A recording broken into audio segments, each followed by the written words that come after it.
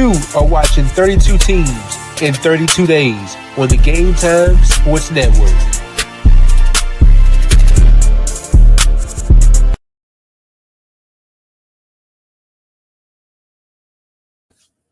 It's a great day, sports world. What's up to all the sports lovers, the haters, the addicts, and the fanatics? This is Larry Patterson for GT365. It's Game Time 365 Sports. Right here on the GTSN, it's the Game Time Sports Network. Amon, we up here. Last one, man. 32 out of 13, 32. 32 grueling days, man. Nah, I ain't gonna say grueling days, but we got through the grind, man. We finally here to tackle the last team in the AFC East. And the last team in the 32 and 32 series. How you doing today, brother? I'm doing good, man. We finally here. Last team of the 32 and 32. Feel like we went through a whole month of training camp. We're on our last practice before the preseason start. The games actually start tomorrow. We're on our last, walk through night before meeting. So yeah, man, it's been a grind, man. Like I was sitting there on the channel looking at stuff we did 3 weeks ago and how I performed 3 weeks ago into where I am now, man. It's been a long 3-4 weeks. We was on the Ravens like 3 weeks ago. Been a long grind, man. So we finally here with the reigning NFL MVP. So yeah, man, I'm happy to get this last one out the way, and then what's next? On to the preseason next. Speaking of the rated MVP, this team went 13-4 last season, 5-1 in the division. Won the division for 5 straight seasons. And now it's a new sheriff in town. Brady, been taking things over for years while in this thing. They clinched the postseason 7 of the last 8 years. And that's going back to when Tyrod Taylor got them there that 1 year in 2017. Just so happened that was Brandon Beane's first season as GM at Buffalo. And then before that, they missed the playoffs like 17 straight seasons. So what a great time it is to be a Bills fan. They started the season off 9-2, hit the bye week, and then they ended the season 4-2 in the final 6 games. Beat Denver 31-7 in the wild card round. Beat the Ravens 27. I was waiting for it. Beat the Ravens 27-25 and what could have been a Mark Andrews catch to clinch 2-point conversion, but that didn't happen. So lucky to them. But then they lose to the Chiefs, who they've been losing to the Chiefs 4 out of the last 5 seasons in the playoffs. Been getting them up out of here. Can't get over that hump. They lost to them 32. They lost to them 32-29 in the AFC title game. So what are your thoughts about the Bills and how that whole season went? Yeah, I think the Bills, they ran the table like I thought they would in the in AFC East. Yeah, of course that division is not the easiest to run through. Josh Allen was dominant, and they got to the playoffs, and they definitely showed that playoff medal.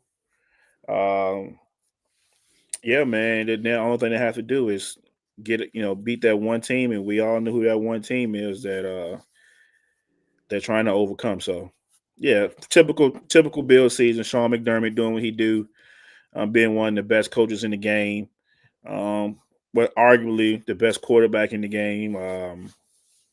He got the MVP for a reason. So, I mean, nothing I didn't expect from them. The rated MVP's numbers last year looked a little something like this: 3,731 yards, 28 touchdowns, and 6 interceptions. The 6 interceptions was the lowest in his career.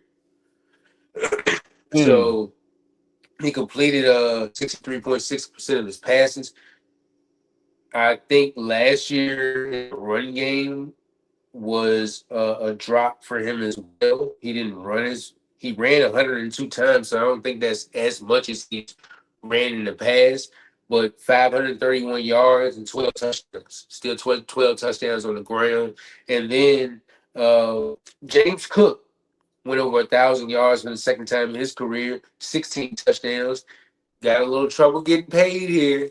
My man trying to get paid about what, 15 mil? I don't know if the Bills trying to do that. What you think? Yeah, man. I don't 15 mil might be a little too rich for me, man. But like I say, man, you got to strike while the iron hot. Get your money when you can. 15 million, bro. You probably tripping a little bit, but hey, man, you know your value and your worth more than anybody else. So we'll see, man. He ain't got paid yet. So in preseason game 1 is tomorrow, even though he's not going to probably play. But we'll see. September 7th will be right here before you know it, and we'll see if he's gonna put up or shut up. Ray Davis, the rookie, came on the scene, 442 yards off 113 carries and 3 touchdowns. We'll see how he does this year. And in the past game, Khalil Shakir led the team in targets, receptions, receiving yards, 176 and 821 stat line with 4 touchdowns to add.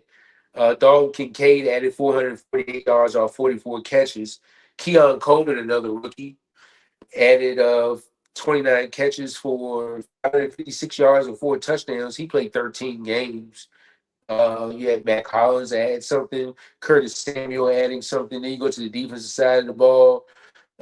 Greg Russo led the team in sacks with 8. And you had 200 plus tacklers last season. And Dorian Williams. Dorian Williams and who was my other guy? Terrell Bernard, who's still on the team. So yeah, I think this Bills team been having that trouble getting over that hump. I think that this year could be the year that they do that. Going to the key additions for the team, this team did get defensive end Joey Bosa. So I know he's not guaranteed to play 17 games, but in the spots that he's in, the snaps that he can play, he can get you something. Um, Josh Palmer, another receiver that they got, coming over from what was it, LA. They also pick up guard Kendrick Green, defensive tackle Larry Ogunjobi, wide receiver Elijah Moore, who could be a key. Wide receiver Laviska Shenault, who's like another version of Curtis Samuel, who can do like the misdirection stuff and the jet sweeps and stuff like that. And then you pick up Tre'Davious White, who I feel like is on the tail end of his career. Oh, you also pick up Michael Hoyt, that came from the Rams. Mm-hmm. So what free agent do you think can make a big impact coming over to this team? Man, I don't know, man. Like, if Tre'Davious White was the Tre'Davious White of yesteryears, I would say he can make like a super huge impact because I know the secondary, um, Christian Benford, they had lost Kyer Elam. They traded him to Dallas, I believe. Yeah, I don't think he's working out anyway. Yeah. I would say we'll see if we can get out Tre'Davious White, man. Like, can you, I ain't saying you gotta be shut down superstar corner, but can you just hold down one side of the field and be serviceable? So I think if he's, get back to where he used to be, I know that's a long shot, but I can definitely see him being one of the impact free agents that they bring over. And also, like you say, Joey Bosa, somebody has to come over and help Gregory Rousseau out with 8.5 sacks. So can Joey give you 8? Come to the party a little bit. I ain't expecting Joey Bosa of 2016, anything like that. But can you come to the party and give me 10 and stay healthy for 17? So we'll see. Yeah, we'll see. Let's get into their draft picks because there's a corner that they picked up in the first round. Quarterback Maxwell Harrison out of Kentucky in the first round, pick 30. Um, in the second round, pick 41, they took defensive tackle TJ Sanders out of South Carolina. Third round, defensive end Landon Jackson out of Arkansas. Defensive tackle Deion Walker out of Kentucky in the fourth round. They had 2 fifth-round picks, cornerback Jordan Hancock out of Ohio State and tight end Jackson Halls out of Georgia Tech. They had 3 sixth-round picks, cornerback Dorian Strong out of Virginia Tech, cornerback Bilal Cone out of Western Michigan, and then offensive tackle Chase Lund out of Connecticut, and then in the seventh round they took wide receiver Caden Prather out of Maryland. I'm gonna tell you right now, like I love what they did on the defensive side of the ball for the first 5 picks, going cornerback, defensive tackle, defensive end, defensive tackle, and quarterback, addressing the needs that need to be addressed the most. Not a heavy pass rush team. I want to say this team was 18th in the league in sack 39, and then they add in the corners to the group. They were tied for fifth with 16 interceptions last year. So you add more youth to your cornerback room. But what pick stands out to you the most? I'm gonna say picks 72 and 109. Because I remember seeing Landon Jackson in Arkansas a couple years ago, and I'm like, who's this guy? Yeah, he definitely can get after the passer. He has a good motor. I like Landon Jackson and Deion Walker.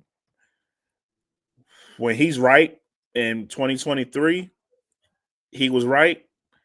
Boy, you thought this is a top 10 pick, but yes, he had some injuries, and I don't know, if he just this year he took his foot off the gas. I'm not really sure, but he didn't play like he did in 2023. He's 6'6", what, 330, 340 ish.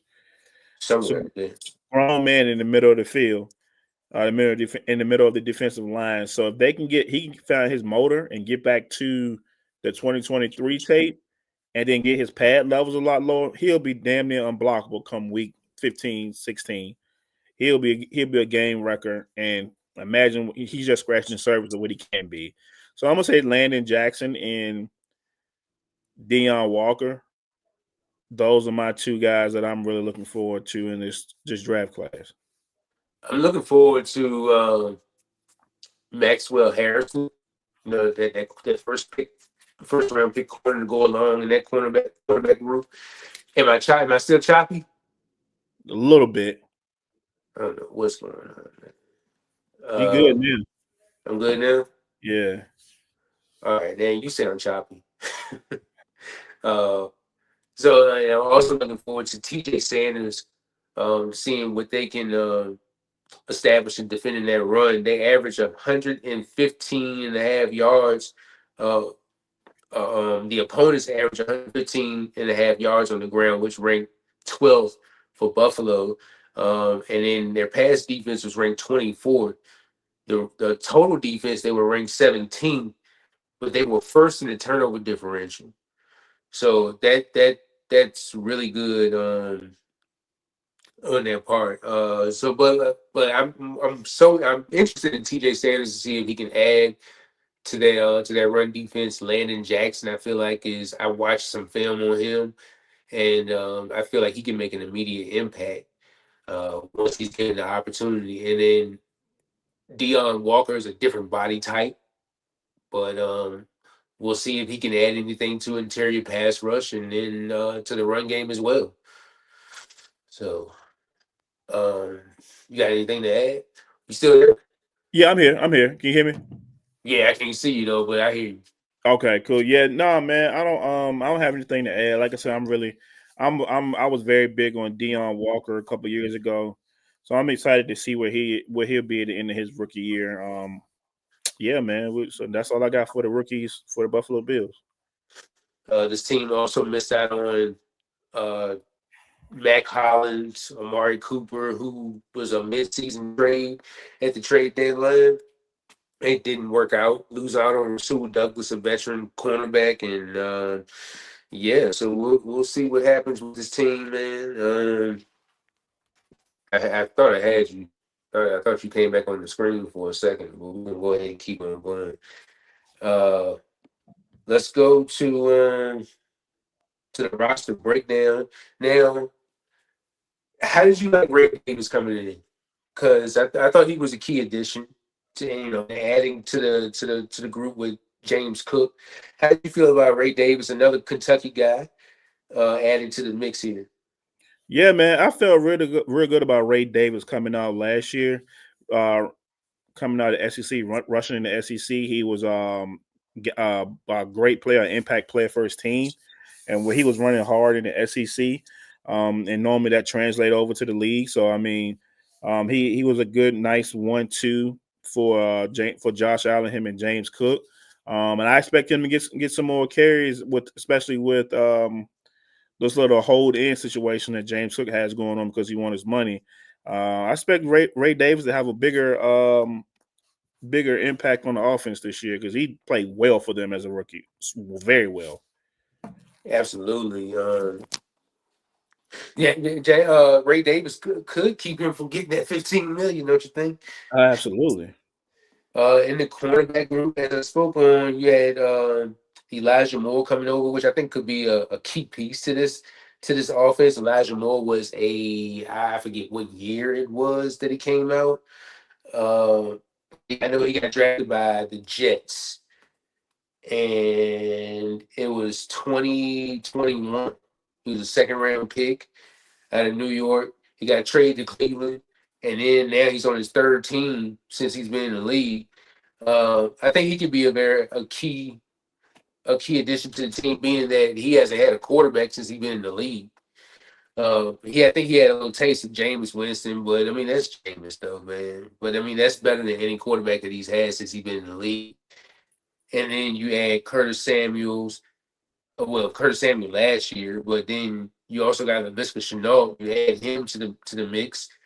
Those are what I think are two of the same kind of player that can do the similar type of thing. And then with Josh Palmer, Khalil Shakir, Keon Coleman, how you feel about that wide receiver group? I mean, I like Keon Coleman, not also on the field, but off the field as well. Curtis Samuel, he can give you a little something. Excuse me, a little something in the slot, and then you go in. So I wish they would bring back Amari Cooper, but as of course you said, it didn't work out for them. So Shakir, I believe that's his name. He got paid in the offseason.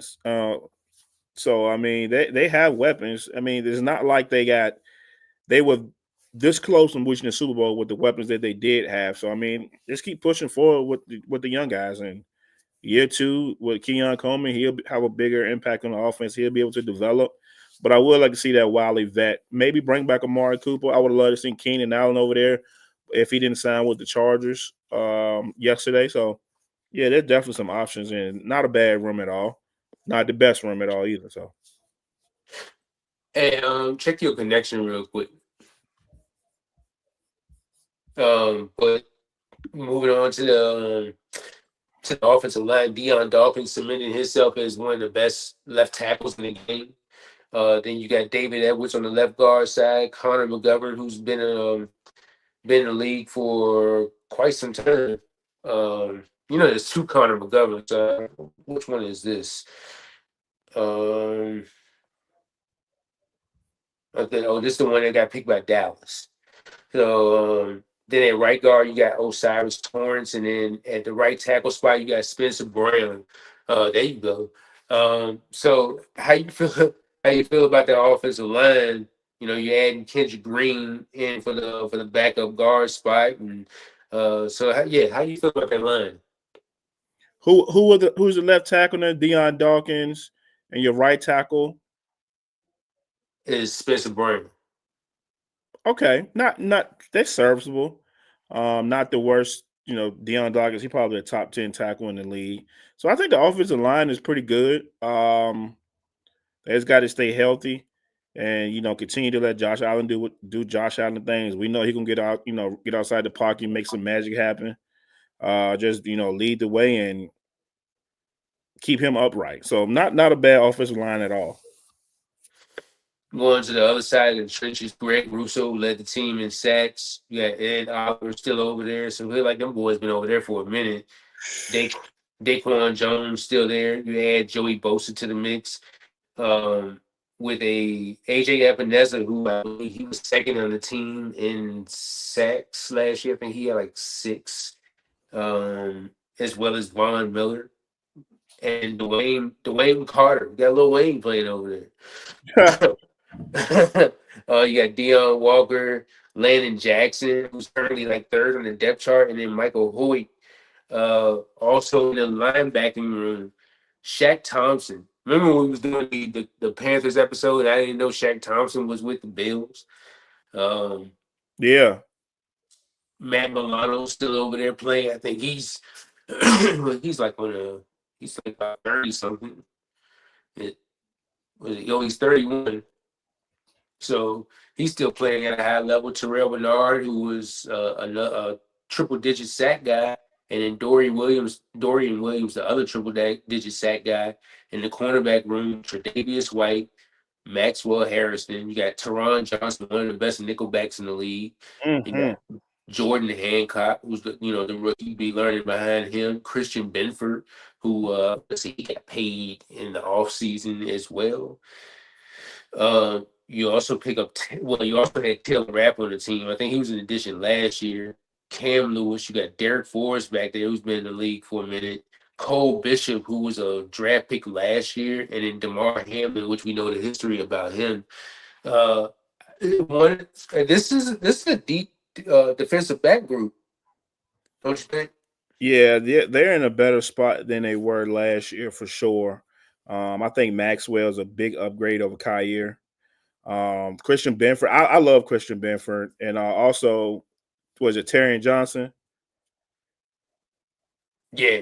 Yeah. I love those two guys. So yeah, the corner room is definitely better than they had in the past. But like you said, back to the draft picks, they loaded up on the defensive side of the ball for one team. They loaded up on corners for one team, and I think we'll get to it in another next segment, but I think it will pay off, hopefully, for Josh Allen in 2025. Uh, let's let's hit on the schedule real quick before I hit. Well, I'll ask you that after we get through everything. So we're going to the schedule real quick, and in week one, they play Baltimore on a Sunday night, September 7th. Then you're at the Jets. Then you got a Thursday night game against Miami. So you open up with a AFC North opponent and then two AFC East opponents, two division opponents. Then you're still at home against New Orleans. Then was it week 5? You got a Sunday night game against New England. And then week 6 at Atlanta on a Monday night, hit the bye week at Carolina, Kansas City, which this two teams seem to be playing every year.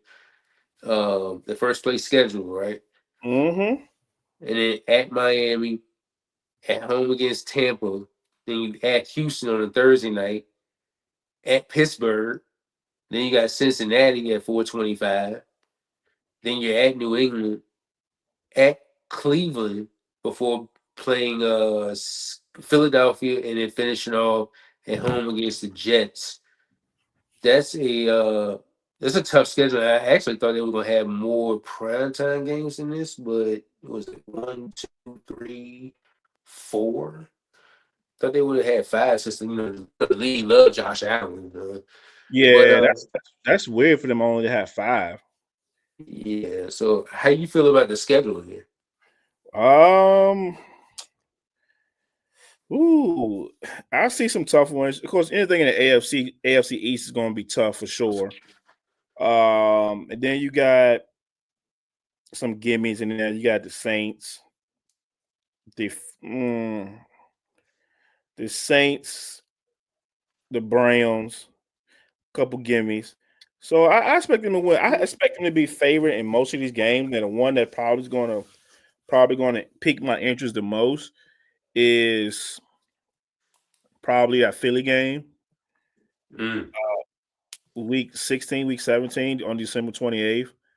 Because those as we all know that those two teams probably be in playoff mode by that time, and they're really going to be like well-oiled machines and two of the top 10 quarterbacks in the league going against each other. So that's to be, Philly's defense and, how high octane Josh Allen can be on his own. That'll be a good matchup. And then, of course, Mahomes, Allen, whatever number game of this they play with each other. It's getting to a point now where I'm tired of seeing them playing each other in the playoffs and in the regular season. Golly. Don't it kind of give you Manning and Brady vibes? Yeah, man, but I don't know if it gives Manning and Brady vibes. It does. But I don't know, man. I get tired of seeing it, man. But you keep having first place schedules, that's what end up happening. So they probably playing against each other in 2026 next year. For all we know. But yeah, those are the couple games that really piqued me. The Philly game, the Chiefs game, and part that Cincinnati one might be a little low key banger too. But other than that, I don't see anything on the schedule that's deter me from giving them 12 to 13 wins this season. Yeah, absolutely.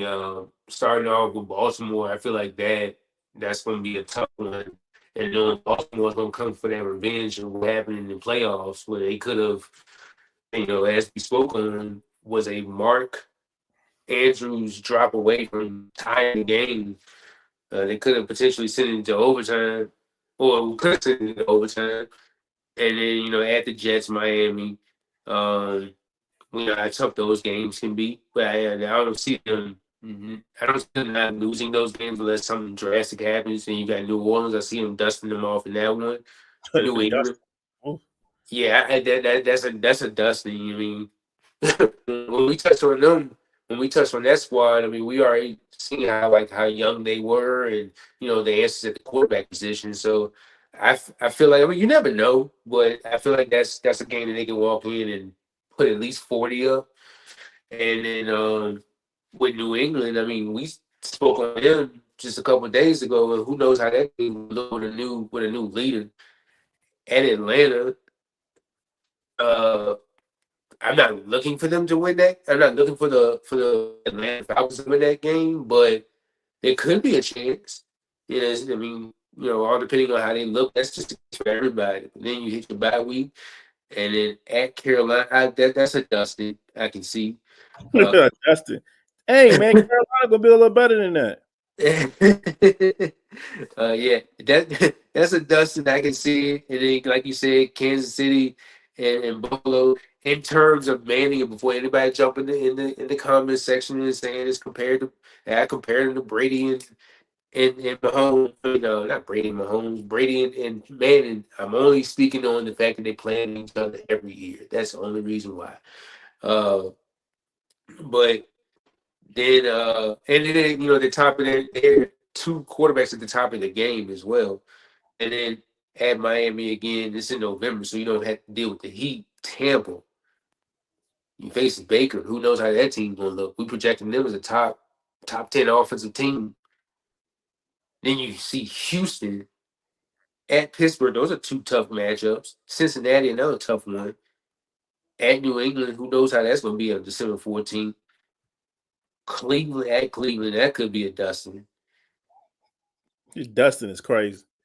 Yeah, Dust filthy. Ooh. Philly and then the Jets. Like I can see this team winning about the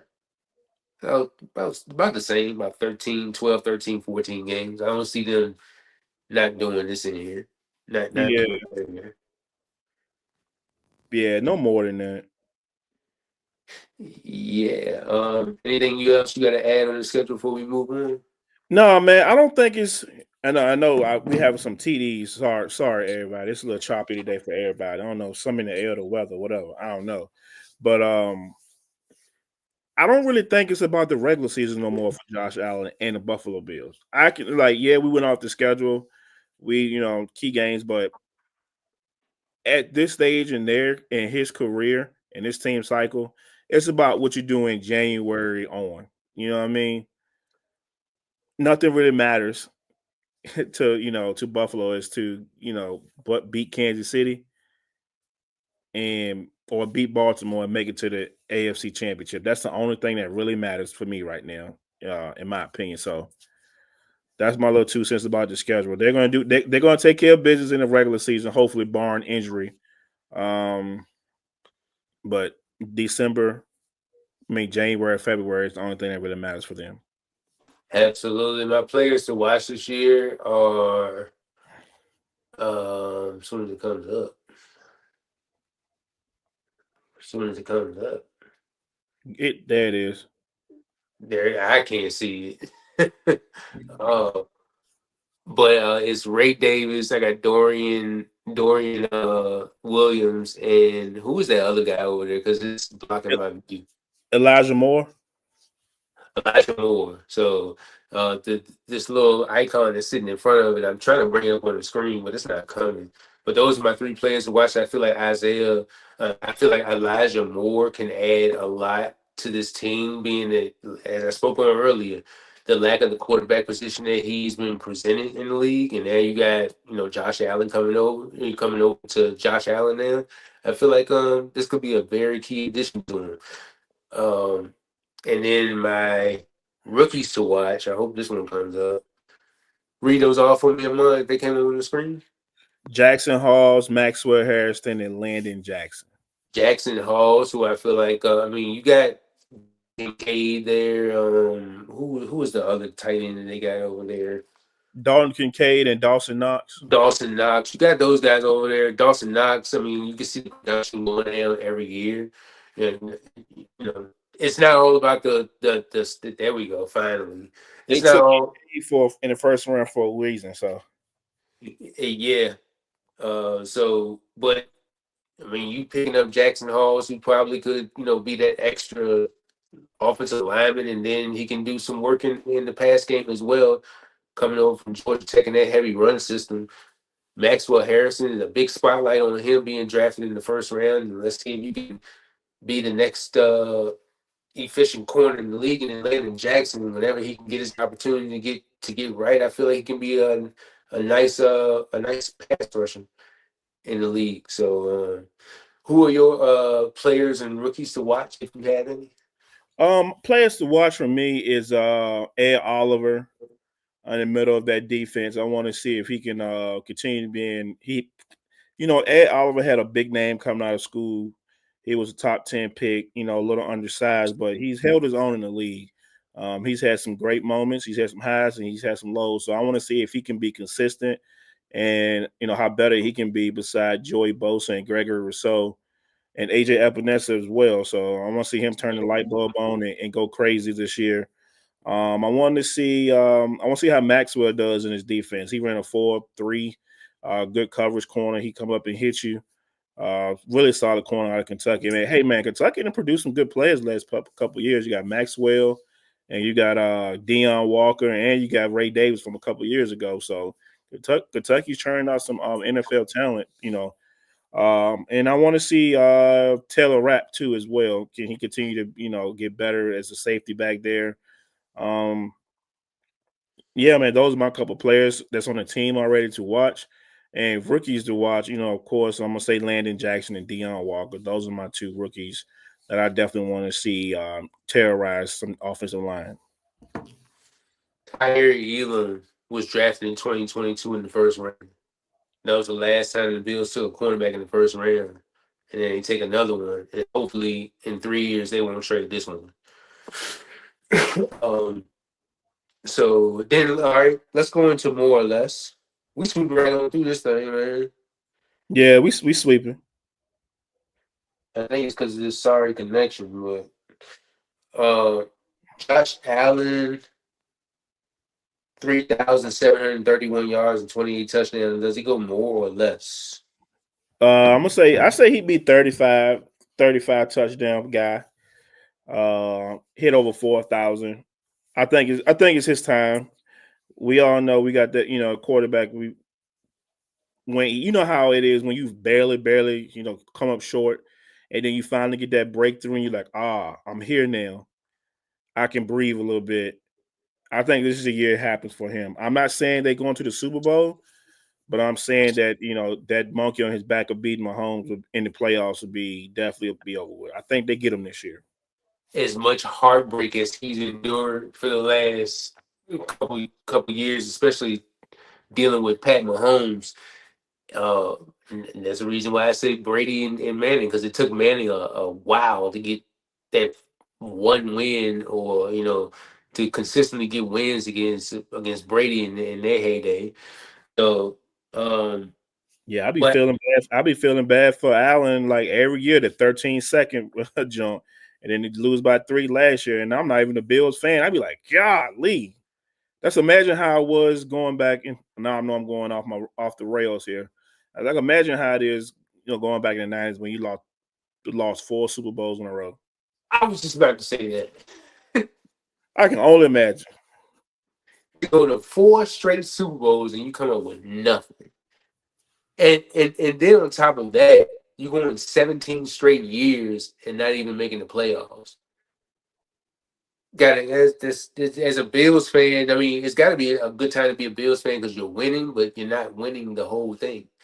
And Yep. that's a big issue. James Cook, 1,009 yards, 16 touchdowns in the run game. He had 1,267 yards from scrimmage last season.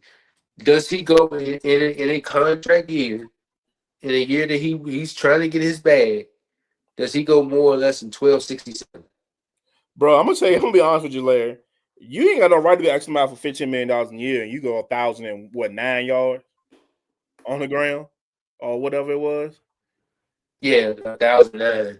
You think if I'm going 1,009 yards, I'm gonna ask $15 million a year? Ain't no way. Ain't no way. So I think he goes over that. I say he maybe hit 1,112 at max. They'll get something done. As far as compensation wise, but I say he goes more.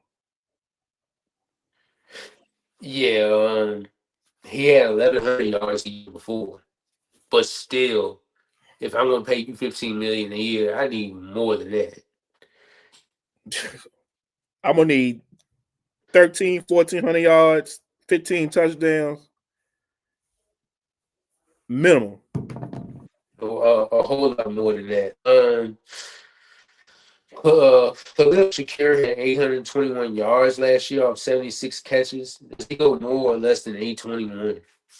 I don't know, man. It's gonna be tough. I'm gonna say less because you got Keon Coleman's gonna take the next step. You got Elijah Moore over there. You got Dalton and Cade, Dawson Knox. You got James took the feed. Ray Davis the feed. I'm gonna say less. I'm gonna say less than 8 something, only because of once again, and then Josh Allen he gonna take some of those reps and get them to his boys. So I'm gonna say less just because of the emergence of Keon Coleman. I think I'm a really big fan of Keon Coleman, as you can tell. He's going to have a big year this year. Take a step forward. Yeah, absolutely. I'm gonna throw another receiver out there. Dalton Kincaid had 448 yards last year off 44 catches. Does he go more or less? You said 44 catches. 44 catches and 448 yards. He has to go more. You picked him in the first round to pair with Dawson Knox a couple years ago. And he showed promise of being that guy. So yeah, he just had to up his production. I expect Dalton Kincaid, if he's really serious and this Bills team to go to the next level, I expect him to get. I'm not saying he's going to be Sam Laporta, or Brock Bowers, or T.J. Hawkinson, or you name the tight ends you want to name, but you got to be at least sniffing in that ballpark, if that makes sense. Greg Russo had 8 sacks last year. Does he go more or less? More or less than. It'll be great if he can get more. 10. So I'm gonna say around 10 to 12. I think Bosa is gonna have an impact on his defensive line. He's still a Bosa brother, whether he's had the injuries or not, and he's capable of going off at any time. So I'm gonna say he has around 10. Dorian Williams, 117 total tackles, and I believe he's going into a contract year. Does he go more or less? Sure, 117 tackles. Wow, that's a wow. No, I said 100. 100. And the contract year, he mopping up. He cleaning up everything. Everything comes second level. He eating that up. Got to. Christian Benford, 2 interceptions last year. Does he go more or less? Yeah, he'll have more than Sauce Gardner, so I'm gonna say more. I'm gonna say him around 4. I'm gonna say around 4. I'm gonna say he gonna have around 4. He gonna be 100. He gonna be 120 million dollars cheaper too. So I'm gonna say more. Talking about value. Okay, that concludes more or less. Any final thoughts that you had? Final thoughts or predictions that you have about the Bills before we get up out of here? No, man, I don't have predictions. I'm gonna say here's my prediction. I'm gonna say they go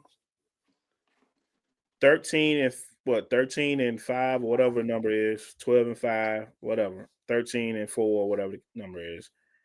And I'm gonna say they win their division and they go into Kansas City and beat them in a divisional playoffs.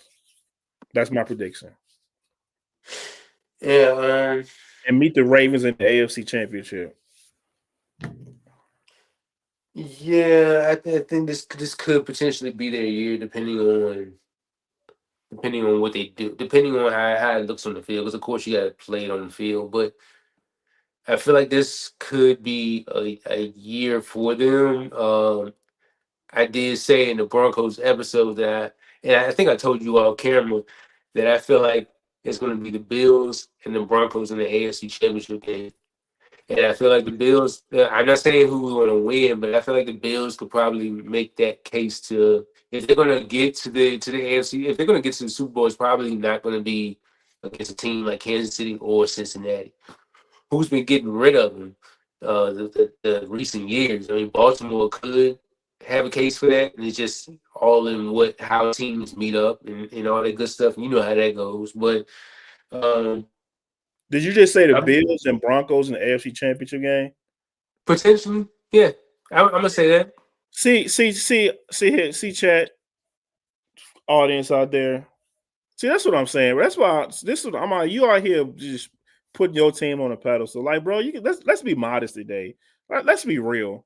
I mean, it's not about this. See, you want to always make something about the Broncos when it really ain't about the Broncos. Like, we know that Broncos are not in the Bills class right now. Come on, bro. See, he always try to maneuver them in some kind of form or fashion. Nah, bro. Come on. We got to be for real out here, Mr. Patterson. We gotta be for real now. If you said Broncos Bill in the AFC divisional, all right, you got me. But putting them in the AFC Championship with Superman, both. I mean, why not? You know what? Who am I to tell you what not to believe? That's my fault. That's my fault. What you tell me? That's me being. I apologize. And that's me being a Debbie Downer on your dreams, and I can't do that brother to brother. My bad, bro. A hater. As you would say about me all the time, talking issue about the Raiders, it's you being a hater. I'm not being a hater, bro. I'm just being honest. Y'all. AFC Championship versus the Bills. Hey, bro. Hey, listen. Bills Mafia. If that ever do happen, if the Bills and the Broncos end up in the AFC Championship, I promise you, and y'all win, I will get on a burning table and flip through that bad boy. If y'all don't do whatever y'all do, please don't let them win the Super. I mean, getting in the Super Bowl, please. I will jump through a burning table if y'all can stop that from happening, because I do not want to live with that for another 10 years. But yeah, man. I mean, I think that's too easy of a challenge right there. And you saying if Denver makes it to the Super Bowl, you'll jump on a burning table. I jumped to a burning table. You know, I'm old too. I probably be cooked at that time too. So what about the AFC title game? Nah. Y'all ain't making it that far. Y'all gotta make the playoffs first. y'all gotta become the fourth best team in the AFC. What? So it's whatever. Anyway, it's not about Denver right now. It's about Buffalo. So, yeah, man. You got my prediction about the Bills, and I know you're looking at me funny there, even though our screen's a little choppy and a little frozen. Sorry about the technical difficulties tonight, y'all. But Yeah, man. I expect the Bills to be right there in the AFC Championship again, and looking for him to punch that ticket to what is Super Bowl at New Orleans this year? I can't remember where it was. I Yeah, I had no idea. I don't know what. Well, producer looked that up. Uh, but yeah, I think that's it for the Bills, man. I think we're done.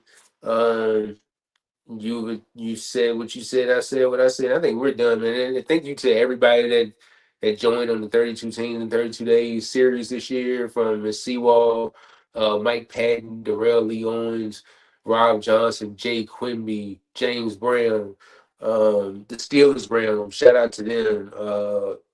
Yeah, man, and whoever else I can't name off the top of my head. Coach K, all those guys. Thank you so much for making this what it was. Thank you, Amon, for even agreeing to going through 32 days of this, 32 straight days of this, and hopefully next year you'll be back. We can do this all over again with better production and better Wi-Fi and Yeah, we all might that good stuff. be in the studio next year. Who knows, man? So Yeah, we got to get us a studio going, man. So, if you ain't got nothing else, brother, we are out of here. We we could come to you next week with a show previewing some of the week ones preseason games, and previewing the week two preseason games. So a lot of more stuff coming from us. And Mon, you got anything else before we get up out of here, bro? nah, man, I ain't got much, man. Thank you guys for tuning in. All our guests who we had on, you were very, very, very appreciated and grateful to give us any of your time. Um, we'd like to invite you back on. I'm pretty sure we'll have some more guests throughout the season on certain shows. Rob, he would definitely be. You'll see him popping up every once in a blue moon. Thank y'all for riding with us and giving us a chance to give our little insult and our peek into our minds of what we think about the game.